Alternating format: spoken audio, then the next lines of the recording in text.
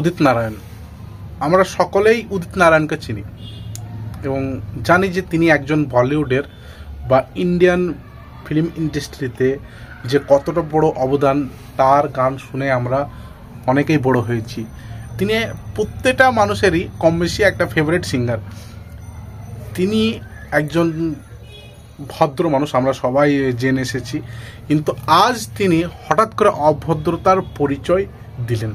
জানি না এটা ভুলবশত নাকি তার ইচ্ছাগত, কারণ আপনি এখানে দেখলেন যে তিনি একটি স্টেজ শোতে পারফরমেন্স করছিলেন, গান গাচ্ছিলেন।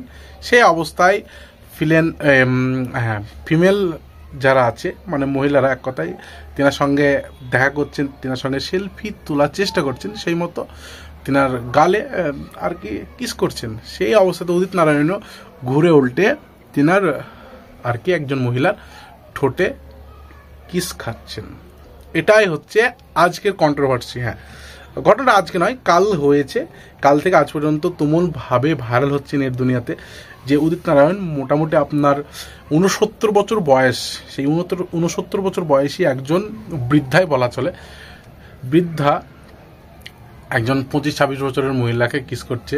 তো তিনি এর জন্য অনেক স্টেটমেন্ট দিয়েছেন যে এটা ভুলবশত হয়েছে, কারণ ফিমেল ফ্যানরা আমার দিকে ধেয়ে আসছে, তারা আমাকে স্পর্শ করার চেষ্টা করছে, তো আমি কিসটা আর কি ইচ্ছাকৃত খাইনি। কিন্তু এখানে ভিডিওতে আমরা প্রমাণ পাচ্ছি যে সেটা ইচ্ছাকৃত হয়েছে, কারণ তার আগে একাধিক ফ্যান তিনার সঙ্গে সেলফি তুলেছেন, তিনাকে গালে চিকে তাকে চুম্বন করছেন।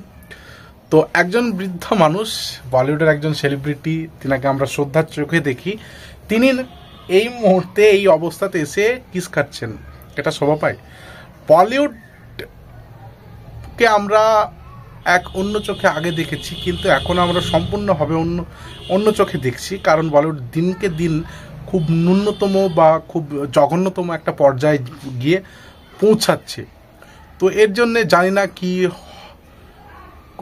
হবে, অনেকে অনেক রকম বলছে এর জন্য নাকি কোর্টেও হাজির হতে হয়েছে উদিত নারায়ণকে। তো এটা আমার মনে হয় না ভুলবশত হয়েছে। তো আপনাদের কি মনে হয় অবশ্যই কমেন্ট বক্সে জানাবেন।